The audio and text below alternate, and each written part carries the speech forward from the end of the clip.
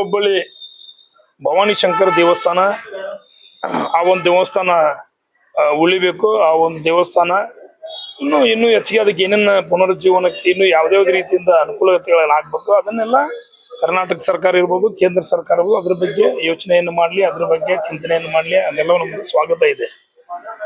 ಅದ್ರ ಜೊತೆ ಇವತ್ತೇನು ಅಲ್ಲಿ ಪುಷ್ಕರಣೆ ಇತ್ತು, ಆ ಒಂದು ಪುಷ್ಕರಣೆಯನ್ನು ತೆಗಿಬೇಕು ಅಂತಕ್ಕಂಥದ್ದೇನು ಹೋರಾಟ ಮಾಡ್ತಾ ಇದ್ದಾರ ಡೊಂಗಿ ಹಿಂದುತ್ವವಾದಿಗಳು, ಪ್ರಮೋದ್ ಮುತಾಲಿಕ್ ಇರ್ಬೋದು ಮತ್ತು ಮಹೇಶ್ ತೆಂಗಿನಕಾಯಿ ಅಂತಕ್ಕಂಥ ಒಬ್ಬ ಹಿಂದುತ್ವದ ಶೂರ ವೀರ. ಯಾಕಂದ್ರೆ ನಾವು ನೋಡ್ಬಿಟ್ಟು ನಾವು ಹೋರಾಟ ಎಂತೆಂತ ಅಂತಂದು ಹೇಳಿ ಈದಗಾ ಮೈದಾನ ಹೋರಾಟ ಆಗ್ಬೇಕಾದ್ರೆ ನಾವೆಲ್ಲ ಇಡೀ ನಮ್ಮ ಕುಟುಂಬವನ್ನು ಇದು ತೊರೆದು ನಮ್ಮ ಬಹಳ ದೊಡ್ಡ ಪ್ರಮಾಣದಲ್ಲಿ ಯುವಕರ ದಂಡ ತಗೊಂಡು ನಾವು ಹೋರಾಟಕ್ಕೆ ನುಗ್ತಿದ್ವಿ. ಆದ್ರೆ ಈ ಮಹೇಶ್ ತೆಂಗಿನಕಾಯಿ ಇವತ್ತೇನು ಪುಷ್ಕರನ ಮೇಲೆ ಹೋರಾಟ ಮಾಡ್ತಾ ಇದ್ದಲ್ಲ 91ರಿಂದ 94ರವರೆಗೂ ಕೂಡ ಇತ್ತಲ್ಲ ಕ್ರಿಕೆಟ್ ಆಡ್ತಿದ್ದ ಹೊರತು ಯಾವುದೇ ರೀತಿಯಿಂದ ಹಿಂದುತ್ವದ ಹೋರಾಟಗಳಿಗೆ ಬಂದಂತವಲ್ಲ ಮಹೇಶ್ ತೆಂಗಿನಕಾಯಿ. ಈಗ ಅವ್ರಿಗೇನು ಕಾಡ್ತಾ ಇದೆ ಅಂದ್ರೆ ಬರ್ತಕ್ಕಂಥ 2028ರ ಚುನಾವಣೆಯಲ್ಲಿ ಮತ್ತೆ ಇವನಿಗೆ ಟಿಕೆಟ್ ಕೊಡೋದಂಗೆ ಡೌಟ್. ಈ ಸಲ ಮತ್ತೆ ಟಿಕೆಟ್ ಸಿಗಂಗಿಲ್ಲ. ಯಾಕಂದ್ರೆ ಜಗದೀಶ್ ಶೆಟ್ಟರ್ ಲೆಟರ್ ಬರ್ದಾರ ಕೇಂದ್ರ ಸರ್ಕಾರದವ್ರಿಗೆ, ಕೇಂದ್ರ ಬಿಜೆಪಿ ಅವರಿಗೆ, ಬೊಮ್ಮಾಯಿ ಲೆಟರ್ ಬರ್ದಾರ, ಆಮೇಲೆ ಕೋಟಾ ಶ್ರೀನಿವಾಸ ಪೂಜಾರಿ ಲೆಟರ್ ಬರ್ದಾರ, ಆಮೇಲೆ ಎಲ್ಲರೂ ಲೆಟರ್ ಬರ್ದಾರ. ಬಸ್ ಎಲ್ಲರೂ ನಮ್ಮ ರಾಜಕಾರಣ ಕಳಿಸ್ಕೊಡ್ರಿ ಅಂತೇಳಿ.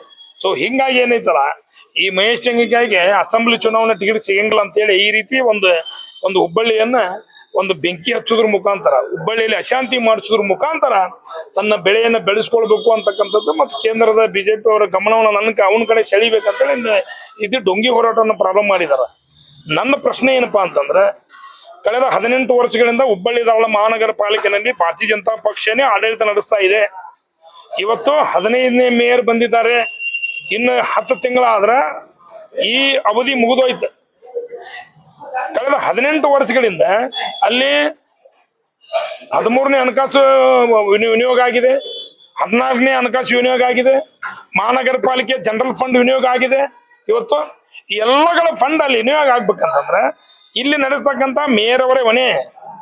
ಇಲ್ಲಿ ಹುಬ್ಬಳ್ಳಿ ಧಾರವಾಡದಲ್ಲಿ ಯಾವ್ಯಾವ ಕಾಮಗಾರಿಗಳು ನಡಿಬೇಕು ಅನ್ನೋದನ್ನ ಮಹಾನಗರ ಪಾಲಿಕೆ ವ್ಯಾಪ್ತಿನಲ್ಲಿ ವಾರ್ಡ್ ನಂಬರ್ 55 ಯಾವ ಕಾಮಗಾರಿಗಳು ತೆಗೆದುಕೊಳ್ಬೇಕು ಅನ್ನೋದು ಏನಿದೆಯಲ್ಲ ಅದು ಮೇಯರ್ ಅವರ ಅನುಮೋದನೆ ಆದ್ಮೇಲೆ ಎಕ್ಸಿಕ್ಯೂಟಿವ್ ಇಂಜಿನಿಯರ್ಗಳು, ಕಮಿಷನರ್ಗಳು ಅವ್ರು ಏನೇ ಅಪ್ರೂವಲ್ ಕೊಟ್ಟರು ಕೂಡ, ಅವ್ರು ಏನೇ ನಿರ್ಧಾರ ತೆಗೆದುಕೊಂಡ್ರು ಕೂಡ, ಅವ್ರು ಏನೇ ಇಂಜಿನಿಯರಿಂಗ್ ಮುಖಾಂತರ ಒಂದು ಕಾಮಗಾರಿ ನಾವು ಮಾಡಬೇಕಾಗಿದೆ ಅಂತಂದ್ರು ಕೂಡ ಅದು ನಮ್ಮ GPಗೆ ಬರಲೇಬೇಕು.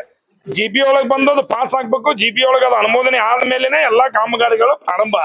ಹಿಂಗಾಗಿ ಏನೈತಲ್ಲ ಇವತ್ತು ಹಿಂದುತ್ವವಾದಿಗಳು ಅಂತಕ್ಕಂಥ ಡೊಂಗಿ ಬಾಬಾಗಳು ಇವ್ರೇನು ಒರಿಜಿನಲ್ ಅಲ್ಲ, ಎಲ್ಲ ಡೂಪ್ಲಿಕೇಟ್ ಎಲ್ಲ ಇವ್ರು.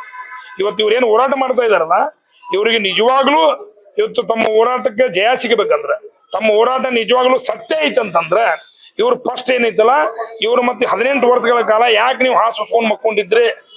ಮಹೇಶ್ ತೆಂಗಿನಕಾಯಿ 2012, 13, 14ರೊಳಗೆ ನೀವ ಜಿಲ್ಲಾಧ್ಯಕ್ಷರಿದ್ರಿ ಬಿಜೆಪಿದ. ಅವಾಗ ನಿಮ್ಗೆ ಈ ಪುಷ್ಕರಣಿ ಬಗ್ಗೆ ಯಾಕೆ ನಿಮ್ಗೆ ತಲೆ ಒಳಗೆ ಬರಲಿಲ್ಲ? ಪ್ರಹ್ಲಾದ್ ಜೋಶಿ ಅವ್ರ ಇವತ್ತಿನವರೆಗೆ 35 ವರ್ಷ ಕೇಂದ್ರದಲ್ಲಿ ಧಾರವಾಡ ಲೋಕಸಭಾ ಬಿಜೆಪಿ ಕೈಯಲ್ಲಿದ್ದ ಕೇಂದ್ರದ ಪುರಾತತ್ವ ಇಲಾಖೆ ನಿಮ್ಮ ಕೈಯಲ್ಲಿ ಇರೋದ್ರಿಂದ ನರೇಂದ್ರ ಮೋದಿ ಅವರೀಗ 12 ವರ್ಷ ಪ್ರೈಮ್ ಮಿನಿಸ್ಟರ್ ಆಗಿ 12 ವರ್ಷಗಳ ಕಾಲ